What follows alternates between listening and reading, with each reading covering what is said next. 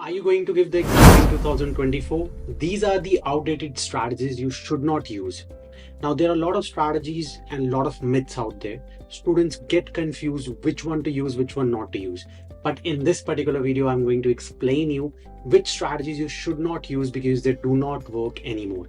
I'll be listing down the 5 main outdated strategies which you might be using, and you should totally avoid this in your next exam.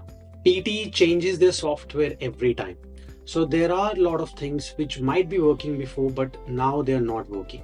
So you need to update yourself. You need to rely on the current strategies, current templates, current algorithm so that you do not face any difficulty in the exam. This is very important because there are students out there who are actually using the old strategies. They might have given the exam 2 years back, or their friend might have given the exam last year or before that, and they might be using same thing. But guess what? PT changes.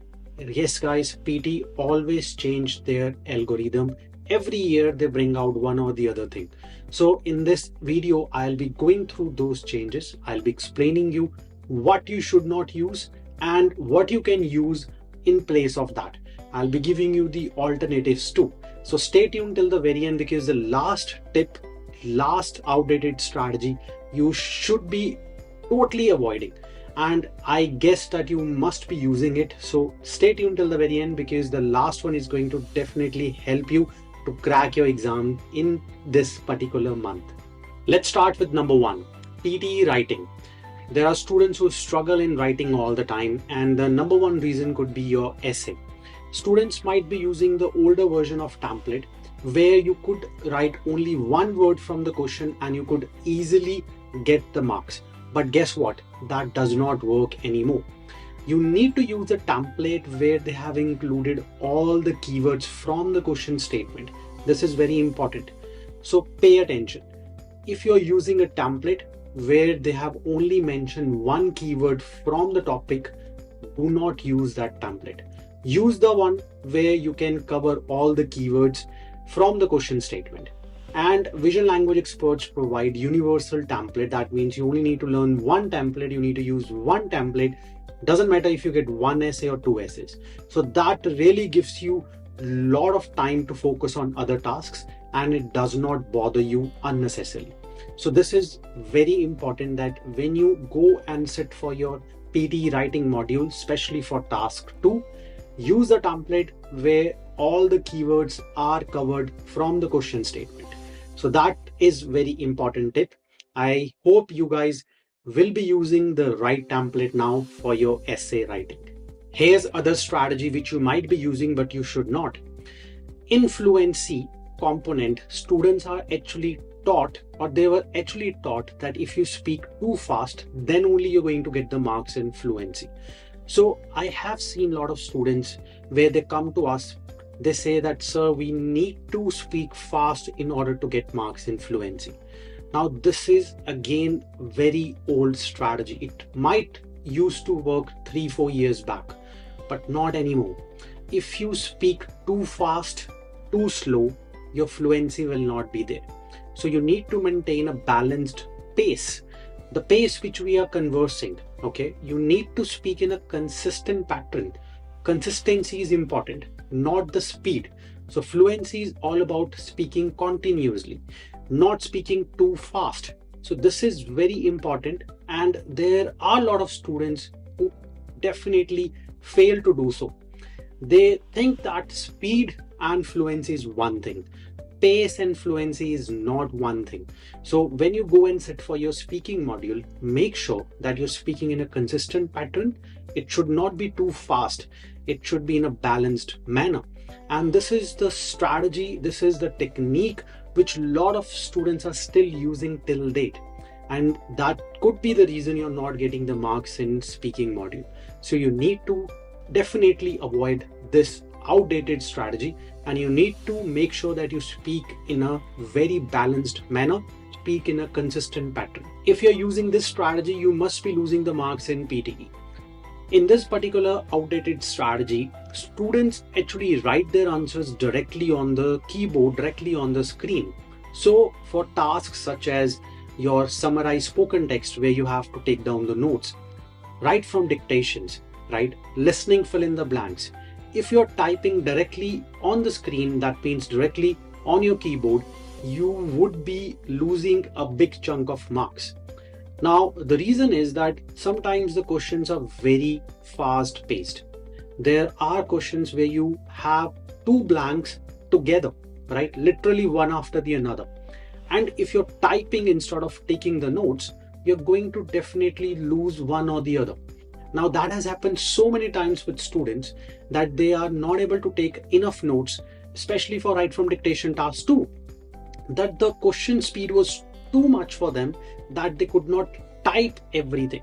So if you're typing and not writing the notes, that is going to be definitely a very big issue for your exam. So my suggestion to you is make sure that you take notes. If you're not in a habit of that, make a habit. Okay. Now you should make sure that when you are writing the notes, you should write it in a very fast manner. You should write it as quickly as possible. And this way you will be able to save your marks in the exam. Now students actually try to type it thinking that they have a good typing speed, but your typing can never match the speed of the questions in the exam. So there are high chances that you can lose the marks for this particular strategy, which is basically an outdated one. You always need to take notes, especially for tasks such as summarize spoken text, listening, fill in the blanks, and write from dictations. You must take a note of this one because this is definitely going to be a game changer and going to be really helpful for you. Let's talk about the next outdated strategy. Did you know that summarized written text contribute marks towards your reading module? And did you know that if you do not put enough keywords over there, the valuable keywords, you can be losing marks for the reading module? So summarized written text is a medium based task. If you get 1, it only gives you 7 marks. But nevertheless, if it comes 2 of them in the exam, you are getting 14 marks, which is actually almost equal to your writing task weightage, which is essay. So if you are losing the chunk from your summarized written text, especially when you get 2, there are big marks out there which you are losing. So you need to first of all consider summarized written text also an important task, and make sure that when you are attempting this task, you need to put down enough nouns over there, because nouns are considered as valuable keywords. If you are not putting enough nouns and if you are not using variety of nouns, there will be definitely deduction for your content portion. That means you will be losing marks for your reading. So make sure that you perform this task appropriately so that you don't struggle for your reading and writing marks. The last outdated strategy must be the deadliest one. There are 20 tasks in PTE and you only need to focus on 12 to 13. Students out there do not know this, and in fact they spend a lot of time on the ones which are not scoring at all. So this is very important that you only focus on the ones which are important, such as dictations, reading and writing fill in the blanks, read alouds, and so on. Now, if you're focusing on the ones which are not important, you are actually losing your time for preparation, and at the end of the day, you will not be getting your scores. So you need to only work on those which are very important, which are very scoring. So I'll advise you guys to work on your marking criteria as well, so that you actually know which ones you need to focus on and which ones you can completely avoid. Now, for instance, reading fill in the blanks is important, but on the other hand, multiple choice questions, even if you leave it out, you cannot get any deductions. So you can get perfect 90 as well. So this is very important that you do not rely on the old techniques where you need to practice all the modules, all the tasks. You only need to focus on 12 to 13 of them. Now, if you're new to PTE and if you don't know which are these 12 to 12, 13 tasks, we have made a video for you guys where we have explained day by day. We have made a customizable 14 days plan for you guys, which will help you to crack your PTE. So this video is already out. You can go and watch it, and this will really make a lot of difference in how you prepare for your PTE exam. In this plan, we have explained you what you need to do, how much you need to do, and where you need to practice from. So go and watch it. and this is going to be a game changer in your preparation. Watch more videos like this, subscribe our channel, show your love, share it with your friends, give a thumbs up if you like this video so that we can keep on making videos like this one. Our aim this year is to help our audience to get PTE cleared. So this is our aim for 2024. If you're watching in 2024, we will make sure to help you to crack your PTE scores. So please subscribe our channel. And if you're new to our channel, make sure that you're part of our channel and become a member of our family. That was it, guys. Vishal is signing off from Vision Language Experts. I'll be seeing you in our next tutorial. Stay tuned till the very end.